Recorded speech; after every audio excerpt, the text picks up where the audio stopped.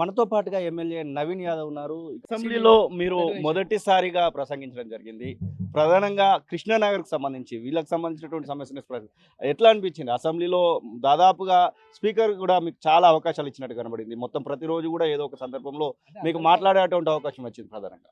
నాకొక్కడికే కాదు అందరికి ఇచ్చినారు. బట్ మొట్టమొదటిసారిగా ప్రజల ఆశీస్సులతో జూబ్లీహిల్స్‌లో గెలవడం, అసెంబ్లీ కూడా ఎంబడే రావడం, ఫస్ట్ టైం అసెంబ్లీకి పోవడం చాలా హ్యాపీగా ఫీల్ అయినా. పోయినప్పుడే మొదటి రోజే నాకు ఫస్ట్ 1 అవర్ లోపే నాకు అవకాశం రావడం, మా ప్రాంత ప్రజల సమస్యల మీద సభ దృష్టికి తీసుకుపోవడం చాలా హ్యాపీగా ఫీల్ అయినాను. ఎస్పెషల్లీ ఇప్పుడు మీరు అంటున్నారు కృష్ణానగర్‌లో సినీ పరిశ్రమ అంతా కూడా చాలామంది కృష్ణానగర్ ఏరియా, యూసుఫ్‌గూడ పరిసర ప్రాంతాల్లో ఉంటారు. వీళ్ళొచ్చినప్పుడు అక్కడంతా కూడా ఎక్కడ వాటర్ ప్రాబ్లమ్ ఉండేది కాదు.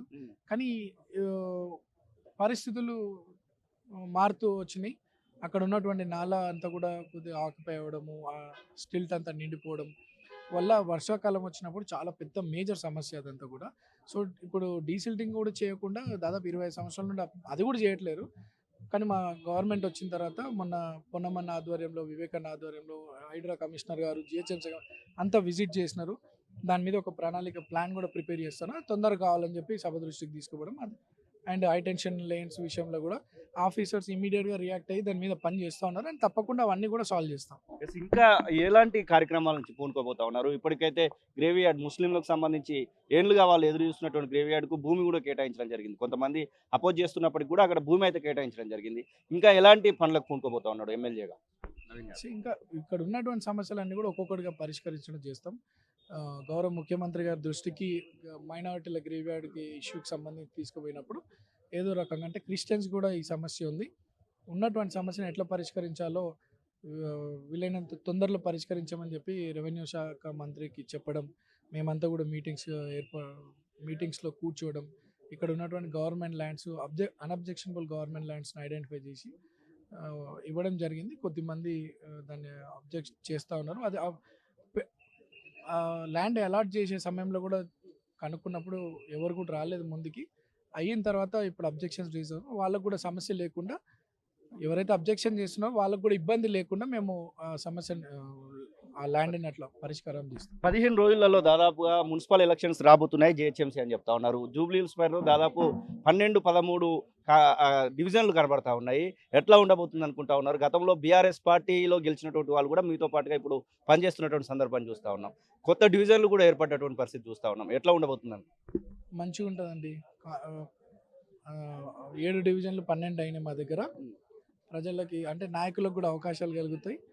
అండ్ అధికారంలో కాంగ్రెస్ ఉంది. రేవంత్ అన్న ప్రజాపాలనపై ప్రజల్లో బలమైన నమ్మకం ఏర్పడ్డది కాబట్టి మొన్న జరిగిన కంటోన్మెంట్ ఎలక్షన్ గెలిపించినారు. జూబ్లీహిల్స్‌లో గెలిపించినారు ప్రజలు. అండ్ సర్పంచ్ ఎలక్షన్స్ కూడా అందరు గెలిపించినారు. చూస్తా ఉన్నారు. సో, కొత్తగా అంటే 2 సంవత్సరాలైంది కాంగ్రెస్ వచ్చి. అధిక బడ్జెట్ ఉన్నప్పుడే ఎటువంటి అభివృద్ధి కార్యక్రమాలు మా ప్రాంతాలలో అయితే కాలేవు. ఇది గత ప్రభుత్వంలో. ఇప్పుడు కాంగ్రెస్ వచ్చినాక ఏదో రకంగా మనం ప్రజా సమస్యలు పరిష్కరిస్తూ ముందుకెళ్తా ఉన్నాం. అది అభివృద్ధి విషయంలో కావచ్చు, సంక్షేమ పథకాల విషయంలో కావచ్చు. ప్రజలకు బలమైన నమ్మకం ఉంది. 7, 12 అయినాయి. 12 రేపు 150 కాస్త 300 అయినాయి. 300 డివిజన్‌లో కూడా మంచి హైయెస్ట్ మెజారిటీ కాంగ్రెస్ పార్టీకి ప్రజలు అందించబోతున్నారు. ఈ నగరాన్ని డెవలప్ చేసుకుంటా ప్రపంచంలోనే ఒక గ్లోబల్ సిటీగా పేరు సంపాదించాలనేది రేవంత్ అన్న లక్ష్యం.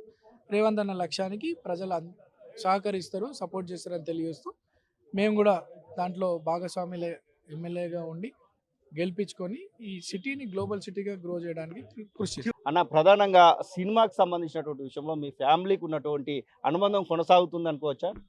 కొనసాగుతూనే ఉంది కదా. 40 సంవత్సరాలు కొనసాగుతుంది. ఇప్పుడు నేను ఇంకో 20, 25 ఏళ్ళు కొనసాగిస్తా. తర్వాత నా కొడుకు కూడా కొనసాగిస్తాడు. అదే చెప్పిన నేను ఇందాక. ఏదో దేవుడు ఏదో రాసి పెట్టిండు. 40 ఏళ్ల కింద సినీ పరిశ్రమ ఈడున్నప్పుడు కొత్త కొత్త కార్మికులందరూ ఇక్కడికి వస్తున్నప్పుడు మా ఫాదర్ జనార్దన్ రెడ్డి గారితో ఉండేది. ఈ సమస్యలు వాళ్ళ సమస్యలు చూస్తూ ఆ రోజు ఎన్నో యూనియన్స్ ఫామ్ చేసినని పెద్దలు చెప్తా ఉన్నారు. 91లో ఫాదరే drivers association, junior artist association, మన టెక్నీషియన్స్ అసోసియేషను, లైట్ మ్యాన్ అన్నీ ఆ యూనియన్స్ అప్పుడే స్టార్ట్ అయినాయి. సో, ఆళ్ళకున్నటువంటి సమస్యలు పైన కూడా ఫాదర్ ఎన్నో సందర్భాల్లో వాళ్ళ సమస్యలు పరిష్కరించడం. అప్పటి నుండి కూడా ఆ రిలేషన్‌షిప్ అనేది వస్తుంది. నన్ను చిన్నప్పటి నుండి చూస్తా ఉన్నారు ఈ పెద్దలందరూ కూడా. సో, ఈరోజు వాళ్ళ రెగ్యులర్ ఎలక్షన్స్ జరుగుతూ ఉంటాయి కదా యూనియన్ సంబంధించి. ఈరోజు టెక్నీషియన్ ఎలక్షన్ జరిగితే దాంట్లో కిషోర్ అన్న, రాజ్ అన్న, మహేష్ అన్న గెలవడం జరిగింది. సో వాళ్ళు ప్రమాణ స్వీకారం పెట్టుకున్నారు. కార్యక్రమానికి ఆహ్వానిస్తే వచ్చినాను. కానీ ఇక్కడ వేదిక మీద చూస్తే మొన్న వీళ్ళతో పాటు పోటీ చేసినటువంటి వాళ్ళు కూడా అందరూ ఒకే వేదిక మీద ఉండి ఎలక్షన్ అనేది జరిగిపోయింది. అందరం కలిసి యూనియన్ అభివృద్ధి చేసుకోవాలనే ఆలోచన మీద ఉన్నారు. చాలా హ్యాపీగా ఫీల్ అయినాను. అండ్